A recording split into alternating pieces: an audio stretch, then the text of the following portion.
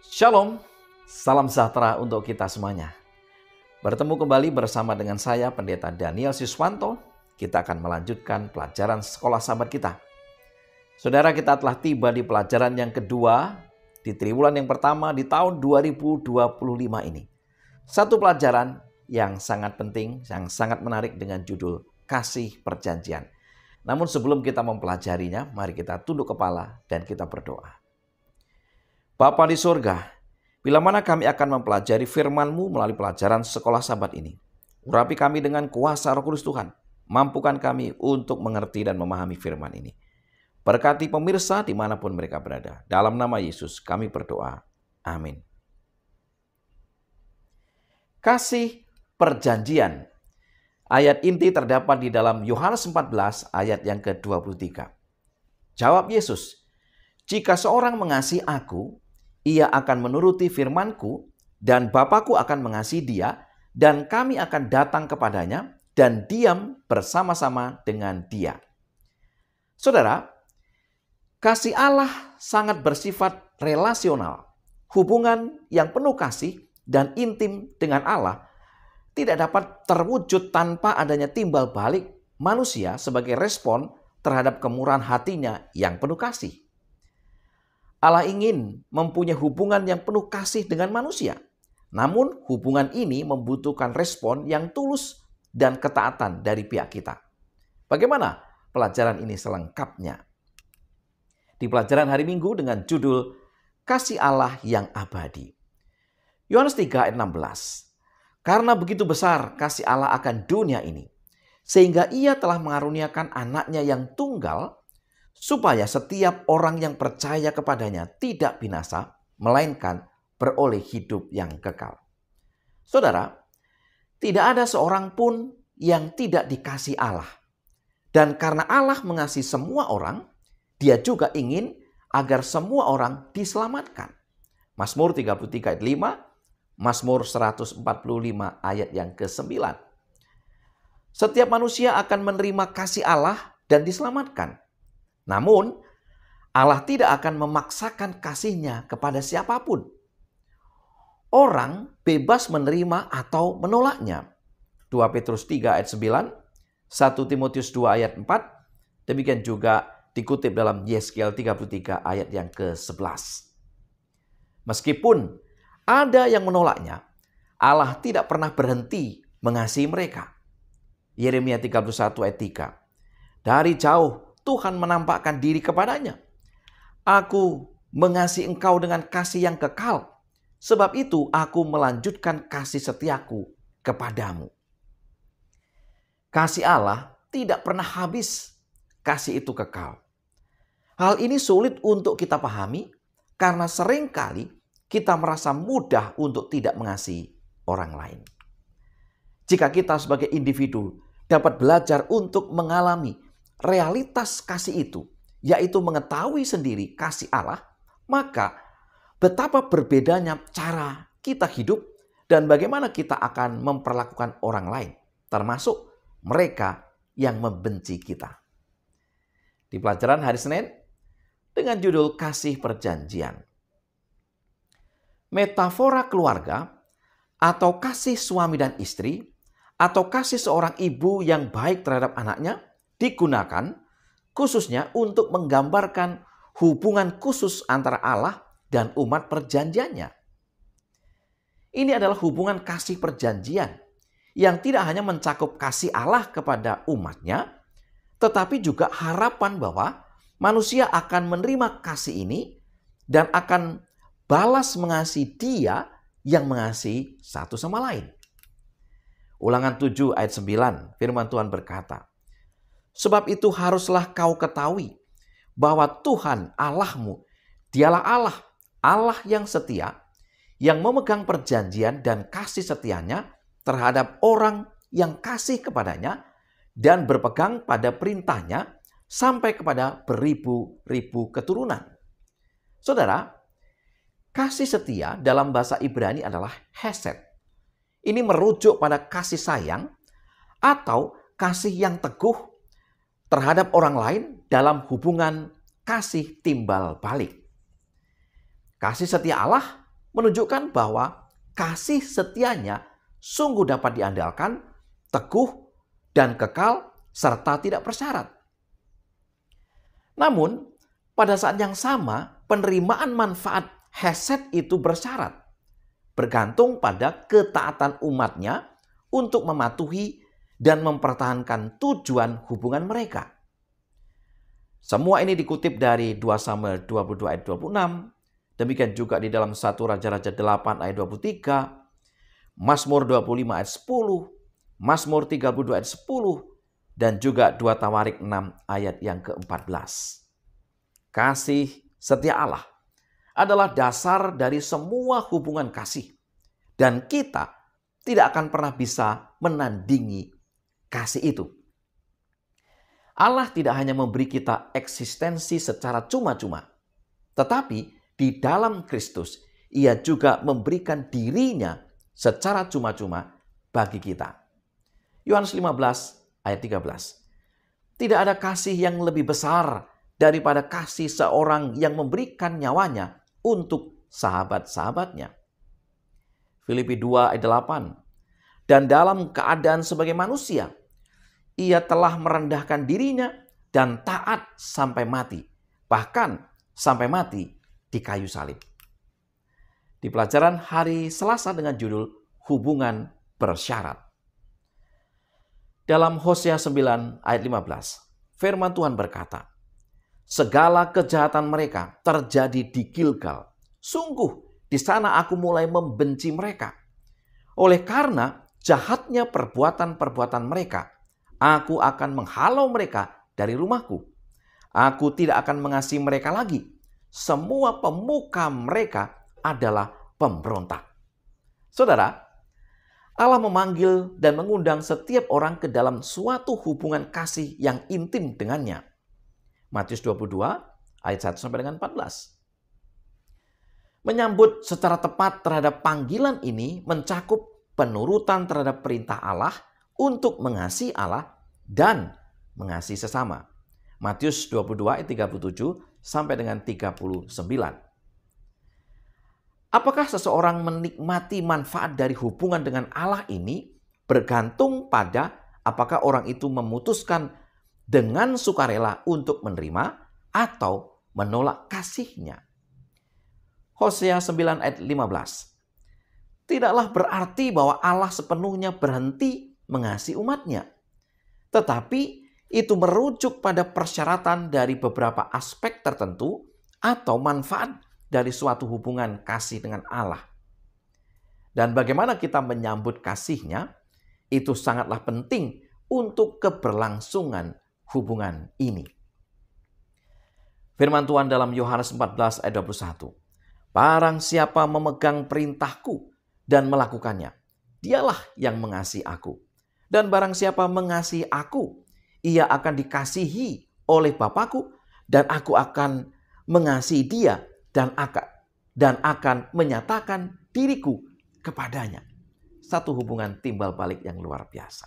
Saudara, kita tidak dapat menghentikan matahari bersinar, tetapi kita dapat menghindarkan diri kita dari sinar matahari.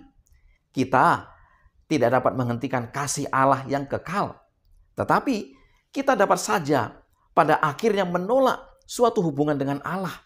Dan oleh karena itu, kita menghindarkan diri dari apa yang ditawarkan kasih itu, terutama janji hidup kekal. Di pelajaran hari Rabu dengan judul Kemurahan Hilang. 1 Yohanes 4 ayat 7 dan juga ayat yang ke-19. Saudara-saudaraku yang kekasih, marilah kita saling mengasihi, sebab kasih itu berasal dari Allah. Dan setiap orang yang mengasihi lahir dari Allah dan mengenal Allah. Kita mengasihi karena Allah lebih dahulu mengasihi kita. Kasih Allah selalu lebih dahulu. Jika Allah tidak terlebih dahulu mengasihi kita, kita tidak dapat membalas kasih-Nya. Meskipun Allah menciptakan kita dengan kemampuan untuk mengasihi dan dikasihi, Allah sendirilah yang menjadi landasan dan sumber semua kasih. Dan kita mempunyai pilihan. Apakah kita akan menerimanya dan kemudian merefleksikannya dalam kehidupan kita. Saudara, dalam perumpamaan dalam Matius 18 ayat 23 sampai dengan 35 mengajarkan kita tentang kasih Allah dan bagaimana seseorang bisa kehilangan kasih itu. Apa saja pelajarannya? Yang pertama, dalam perumpamaan tersebut kita dapat melihat bahwa tidak mungkin hamba itu dapat melunasi utangnya sebesar 10.000 talenta kepada tuannya. 1 talenta sama dengan kira-kira 6.000 dinar. 1 dinar adalah upah rata-rata seorang pekerja untuk 1 hari kerja. Jadi, untuk melunasi hutangnya, dia harus bekerja selama 200 tahun. Singkatnya, hamba itu tidak akan pernah mampu membayar hutangnya. Namun, sang majikan merasa kasihan terhadap hambanya dan ia dengan rela menghapus hutangnya yang sangat besar itu. Pelajaran yang kedua, hamba yang telah diampuni ini menolak untuk mengampuni hutang dari salah seorang rekannya sesama hamba yang jauh lebih kecil, yaitu 100 dinar. Dan ia menjebloskannya ke penjara karena utang tersebut. Hamba yang telah dihapuskan hutangnya ini tidak tahu berterima kasih. Ia tidak hidup seperti tuannya yang mengampuninya dan menghapuskan hutangnya. Ia berlaku kejam terhadap sesamanya. Pelajaran yang ketiga, sang majikan menjadi marah dan membatalkan pengampunannya yang penuh belas kasihan kepada hamba yang berhutang 10.000 talenta. Akhirnya hamba itu kehilangan kasih dan pengampunan tuannya. Saudara, meskipun kasih sayang dan kemurahan Allah itu tidak pernah habis, seseorang bisa saja pada akhirnya kehilangan manfaat kasih sayang dan kemurahan Allah seperti yang ditunjukkan dalam perumpamaan tersebut. Karena ia tidak bermurah hati juga terhadap sesamanya. Di pelajaran hari Kamis dengan judul Engkau telah menerima dengan cuma-cuma, berikanlah pula dengan cuma-cuma. Karena kita telah menerima kasih sayang dan pengampunan yang begitu besar, sebesar itu pula kita harusnya melimpahkan kasih sayang dan pengampunan kepada orang lain. Ingatlah bahwa seorang hamba kehilangan kasih sayang dan pengampunan dari tuannya karena ia gagal melimpahkannya kepada rekan sesama hamba. Matius 18 ayat 23 sampai dengan 35. Jika kita benar-benar mengasihi Allah, kita tidak akan gagal untuk memantulkan kasih-Nya kepada orang lain. Yohanes 15 ayat 12, firman Tuhan, inilah perintahku, yaitu supaya kamu saling mengasihi seperti aku telah mengasihi kamu. Persis setelah ucapan Yesus di Yohanes 15 ayat 12, Yesus berkata kepada murid-muridnya, kamu adalah sahabatku, jikalau kamu berbuat apa yang kuperintahkan kepadamu. Yohanes 15 ayat 14. Pertanyaan penting bagi kita. Dan apakah yang Yesus perintahkan kepada mereka? Wah, luar biasa. Antara lain, Yesus memerintahkan mereka, yaitu murid-muridnya, dan juga kita, untuk mengasihi sesama seperti Yesus mengasihi mereka. Di sini dan dimanapun, Allah memerintahkan kita untuk mengasihi Allah dan sesama. Singkatnya, kita harus menyadari bahwa kita telah diampuni atas utang kita yang tidak terhingga. Utang yang tidak akan pernah bisa kita lunasi. Hutang yang hanya dapat dibayar oleh Kristus di kayu salib bagi kita. Jikalau mengasihi Allah berarti kita mengasihi orang lain, maka kita harus segera menyebarkan pekabaran tentang kasih Allah, baik melalui perkataan maupun perbuatan. Kita harus membantu orang-orang dalam kehidupan sehari-hari mereka di sini dan di saat ini juga. Dan kita juga berusaha menjadi saluran kasih Allah dan mengarahkan orang-orang kepada Dia yang menawarkan kepada mereka janji kehidupan kekal di langit yang baru dan di bumi yang baru. Saudara-saudara yang dikasihi Tuhan, sebagai kesimpulan pelajaran sekolah sahabat kita, yang pertama, setiap manusia akan menerima kasih Allah dan diselamatkan. Namun Allah tidak akan memaksakan kasih-Nya kepada siapapun. Yang kedua, kasih setia Allah adalah dasar dari semua hubungan kasih. Dan kita tidak akan pernah bisa menandingi kasih itu.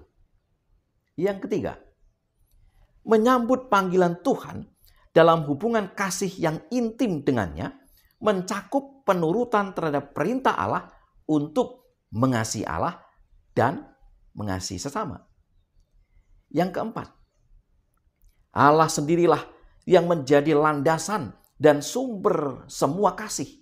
Dan kita mempunyai pilihan, apakah kita akan menerimanya dan kemudian merefleksikannya dalam kehidupan kita.